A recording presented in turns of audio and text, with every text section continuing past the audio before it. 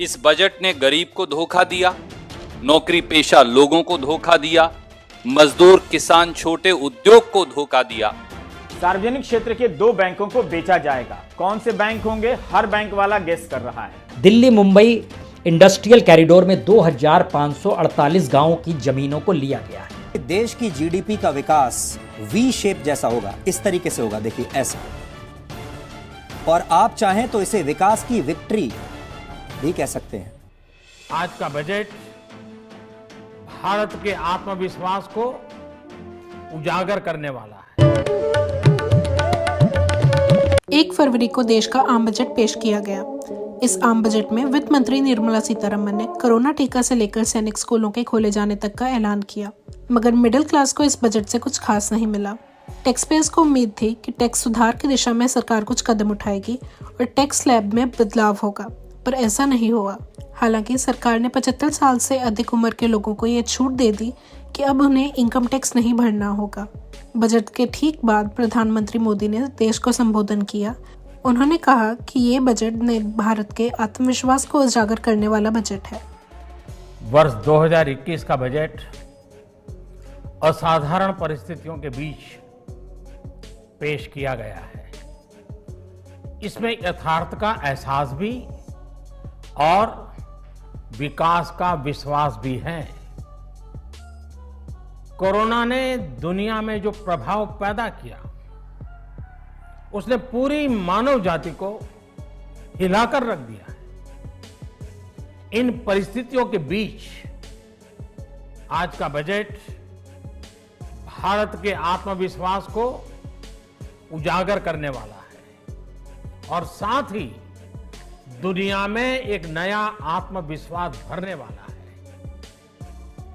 आज के बजट में आत्मनिर्भरता का विजन भी है और हर नागरिक, हर वर्ग का समावेश भी है। इस बार के बजट में सबसे अधिक फायदा हेल्थ सेक्टर को मिला, जिसे इस बजट में 2.38 लाख करोड़ रुपए का बजट आवंटित किया गया। स्वास्थ्य बजट में 135% का इजाफा हुआ। इस बार बजट, यूनियन बजट 2021 में इंश्योरेंस सेक्टर में 74% तक एफडीआई का ऐलान किया गया है, जो पहले सिर्फ 49% था। बजट में ऐसी कोई भी घोषणा नहीं हुई जिससे आम आदमी को राहत मिले। उल्टा तमाम चीजों पर कस्टम ड्यूटी और सरचार्ज लगने की वजह से मोबाइल समेत बहुत सारी चीजें महंगी होने वाली हैं।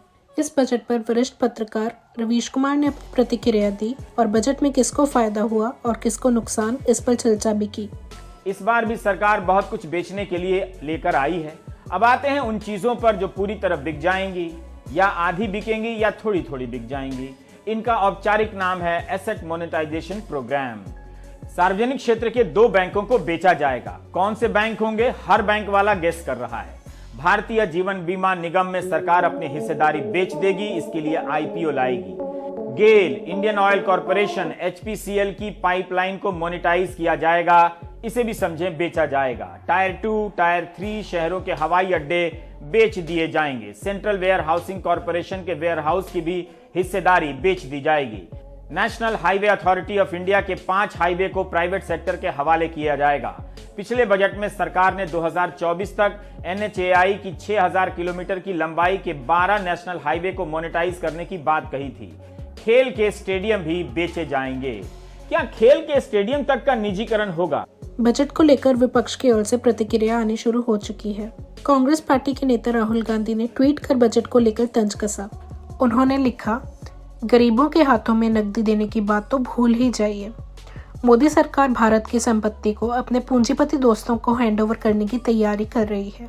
इस बजट ने गरीब को धोखा दिया, नौकरी पेशा लोगों को धोखा दिया, मजदूर किसान छोटे उद्योग को धोखा दिया और उन सांसदों को भी धोखा दिया जो वित्त मंत्री के बजटीय भाषण को सुन रहे थे।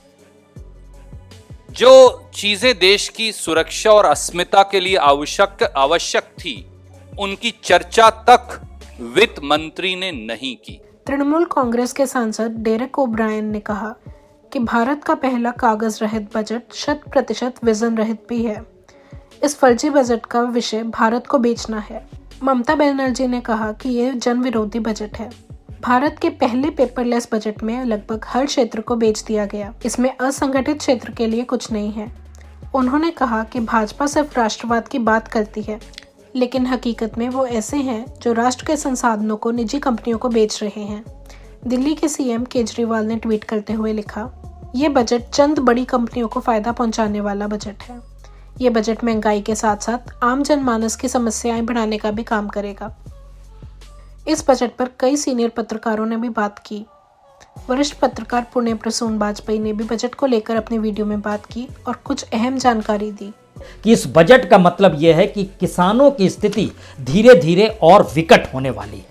इस विकट का मतलब यह है कि इस बात को पहले समझिए, हम इस बात पर आए। इस बजट में क्या है, दिल्ली मुंबई इंडस्ट्रियल कॉरिडोर में 2548 गांवों की जमीनों को लिया गया है।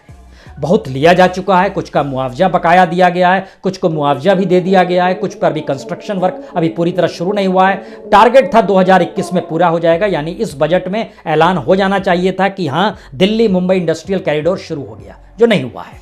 लेकिन 2542 गांवों के ज़मीनें तो ले ली गई। इसमें दादरी, नोएडा, गाजियाबाद, उत्तर प्रदेश, इन तमाम जगहों से किसानों की ज़मीन ली गई और एक कॉरिडोर तैयार किया जा रहा है। अब इसके पैरेलल में आइए, जब आप मेन स्ट्रीम मीडिया में जाएंगे तो इस बात का जिक्र होगा, देखिए हमने कमाल कर दिया और अलग अलग हाईवे क्रिएट कर रहे हैं। ये हाईवे उन राज्यों में क्रिएट किया जा रहा है जहां पर चुनाव होने हैं। केरल में 65,000 करोड़ से 1,500 किलोमीटर की सड़क बनाएगी, चुनाव होना है। बजट को लेकर गोदी मीडिया की प्रतिक्रिया क्या है, ये भी जान लेते हैं। क्योंकि मोदी सरकार कह रही है कि ये आत्मनिर्भर भारत को कोई नई ताकत और नई ऊर्जा देने वाला बजट है, तो विपक्ष का कहना है कि मोदी सरकार ने किसानों और मजदूरों और आम आदमी को पूरी तरह से इग्नोर किया है और एक बार फिर ये सूट बूट और पूंजीपतियों वाला बजट है। तो आज बजट पर होगा सबसे बड़ा संवाद, क्या ये आत्मनिर्भर भारत वाला बजट है? सरकार का अनुमान है कि देश की जीडीपी का विकास वी शेप जैसा होगा, इस तरीके से होगा, देखिए ऐसा। और आप चाहें तो इसे विकास की विक्ट्री भी कह सकते हैं, इसे विकास की विक्ट्री शेप या वी शेप भी कह सकते हैं। कोरोना वायरस की वजह से जीडीपी की विकास दर में जो गिरावट पिछले एक साल में हुई, उसकी न सिर्फ भरपाई हो जाएगी, बल्कि अगले वित्तीय वर्ष यानी 2021 और 22 में भारत का जीडीपी विकास दर 11% से भी ज्यादा हो सकता है, ऐसा अलग अलग अनुमानों में बताया गया है। बजट को लेकर कुछ पत्रकारों ने आंदोलन कर रहे किसानों से भी बात की और उनकी राय जानने की कोशिश भी की। बजट में किसानों के लिए सरकार ने जो कुछ भी दिया, इस पर भी पत्रकार किसानों से सवाल करते नजर आए। देखिए, उसका कोई रोड मैप तो है नहीं, ना उसके बारे में कोई जानकारी दी गई है भी कितने पैसे रखे हैं, किस तरह से आय दुगनी होगी। एक तरफ किसानों के डीजल पर 4% सेस लगा दिया गया है, तो ये तो और बोझ बढ़ेगा। डीजल पे ऊपर 4% सेस की खबरें आ रही हैं, तो ये कृषि में यूटिलाइज होता है डीजल। तो अब कोई रोड मैप पता चले तभी ना। भी जो खाद के दाम बढ़ रहे हैं, पेस्टिसाइड के बढ़ रहे हैं, बीज के बढ़ रहे हैं, खेती मशीनरी के बढ़ रहे, लेबर के खर्चा तो अधिक बढ़ रहा, उपज का दाम दिया नहीं जा रहा पूरा, तो पहले किसान कर्ज के कारण खुदकुशी कर रहे हैं। इसने जानकारी दी कि बजट में कुछ नहीं है, सेस जरूर उसमें लगाया, लेकिन उससे फिर बढ़ेगा, ठीक है। और कर्जा देने की ज्यादा बात करी, कर्जा अगर ज्यादा देंगे तो किसान तो नुकसान में जाएगा पूर्ण। फसलों के दाम की बात होनी चाहिए, बिजली फ्री की बात होनी चाहिए, उस पर कितना हुआ है, तो जो सारी चीजें हैं तो उसमें है नहीं कुछ। अब देश को कोरोना के बाद अपना पहला बजट मिल चुका है और इस पर राजनीति भी खूब जारी है। अब आगे देखना ये होगा कि किसको इस बजट से फायदा होगा।